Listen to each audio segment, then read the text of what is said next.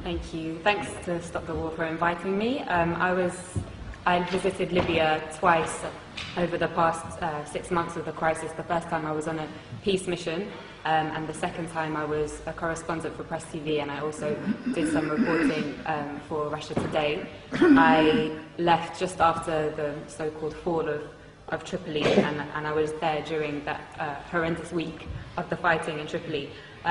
Dan's I think really well contextualized how the war in Libya is a war on Africa, but I'd just like to add something. Dan mentioned how NATO have been targeting the over 100,000 soldiers in Libya, but there were also thousands of ordinary men and women. There were a lot of women who volunteered since the beginning of the crisis to defend their country, and they were armed by the government.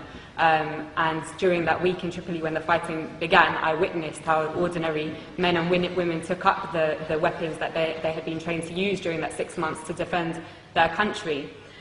So I'm going to, as a journalist, I'm going to talk a little bit about the role of the media, and this has been an incredible media war. Dan alluded strongly to the criminalization of the Libyan government and Gaddafi. So the media said that thousands of people were about to be killed in Benghazi, but they never showed us any evidence. They said that 6,000 people had been killed by the government. Human rights organizations have confirmed that approximately 250 have died from both sides. They said that the Libyan government was attacking its own people from the air, and Russian intelligence satellites have since shown us that this was impossible. They said that the government was hiring mercenaries from elsewhere in Africa.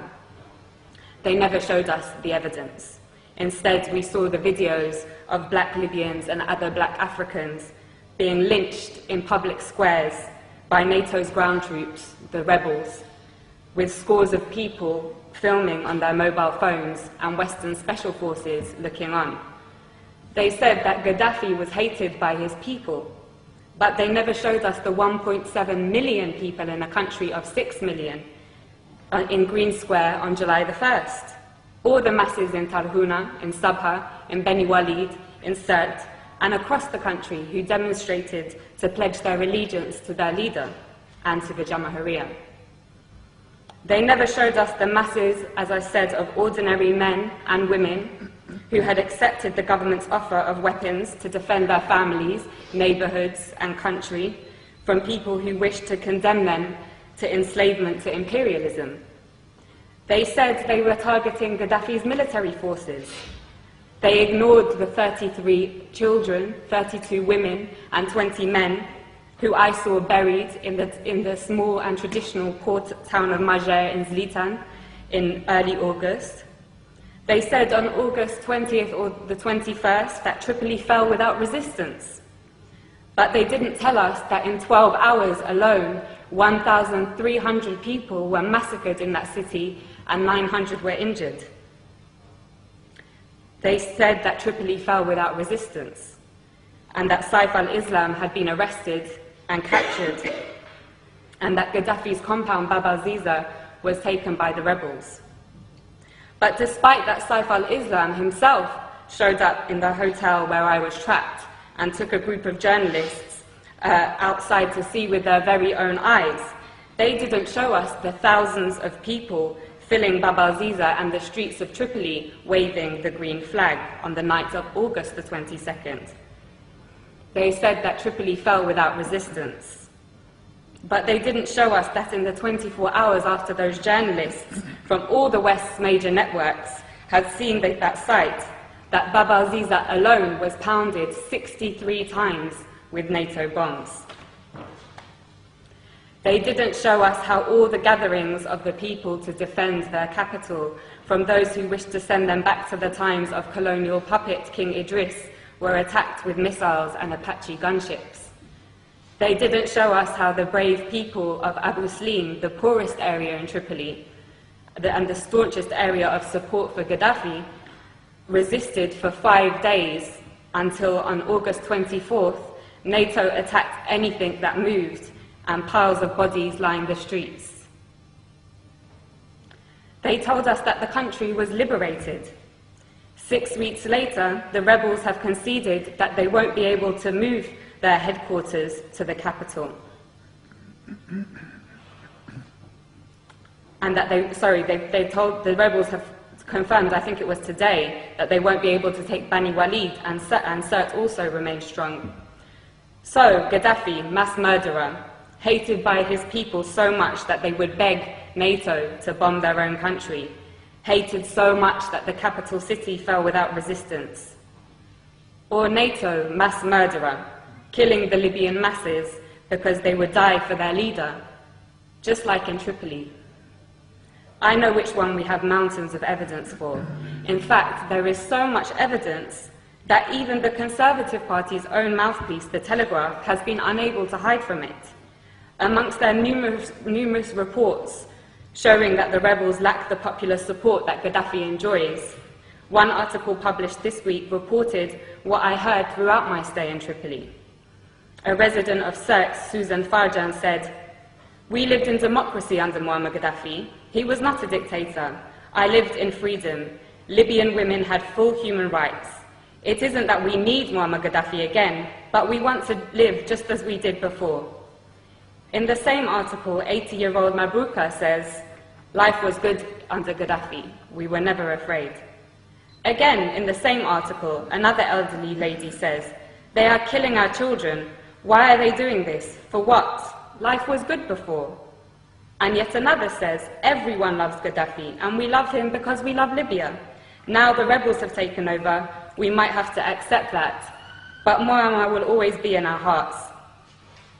The spectacular U-turn of Al Jazeera, from being a somewhat critical voice of imperialism's wars of aggression in Iraq, Afghanistan, and Palestine, to being an open facilitator of the same aggression against Libya, Syria, and even now the progressive nations of Latin America, was perhaps the greatest propaganda trick I have seen in my lifetime. Co-opting the support of their faithful Arab viewers in the West, whose voices garnered particular prominence during the fashionable so-called Arab Spring, was an important move in order to get all progressive circles in the West to join in the essential criminalization of Gaddafi, when those very circles should have, in contrast, been elevating the status of the not-so-fashionable Libyan Jamahiriya and learning from it. Now all cards are on the table.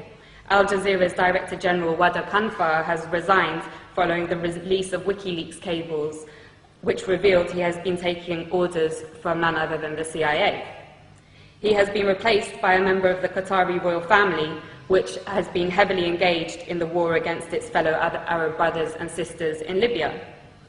But despite the role of Al Jazeera being clear as day now, it continues to get away with the same tricks of tugging on the liberal heartstrings of westernized audiences with its stories about how people in sovereign states of the global south's greatest tragedy is their lack of Western democracy, never mind that it has failed in the West. But despite Al Jazeera's interest in championing this ideology is obviously straightforward. It hosts the United States' largest military base in the Middle East, CENTCOM, and they are, of course, close friends. Leaving the Rixos Hotel, where I had been trapped for 5 days, was the most surreal and probably the worst day of my life. It was a bad day. The safe, secure, welcoming city, full of life and warmth that I had driven through days previously had transformed.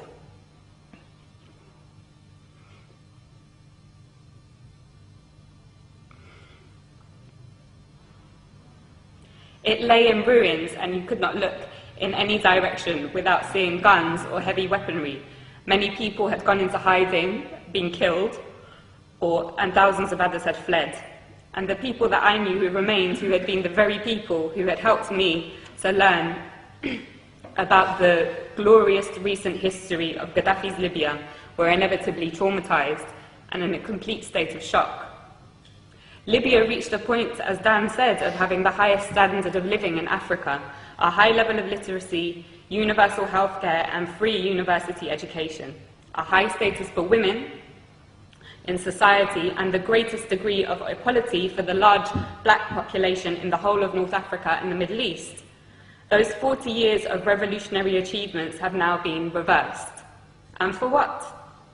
A year ago, after crippling wars in Iraq and Afghanistan, and with the growing economic crisis of the imperialist nations, it seemed a remote possibility that the West would have the capacity to embark on another costly and embarrassing war. It seemed that the hegemony of the West was rapidly on its way out. But as Gaddafi's close brother Hugo Chavez said in his recent letter to the United Nations General Assembly, right now there is a very serious threat to global peace, he said.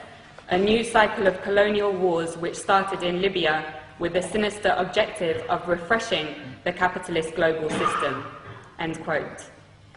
He knows that his country will be targeted in that cycle, with the very same model that they used against Libya and are now using against Syria. In the absence of an effective anti-imperialist media that can challenge and preempt the tricks of imperialism through its global media, it is the role of all progressive people to champion the sovereign states of the global south, who, like Libya and Syria, are a thorn in the side of the West. Otherwise, they will be picked off one by one to add fuel to the dying fire of imperialism.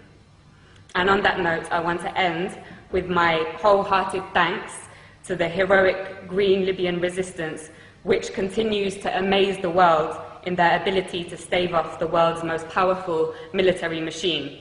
As Gaddafi said, not only are they defending Libya, but also Syria, Iran, Algeria, the African continent, and the entire global south. Thank you.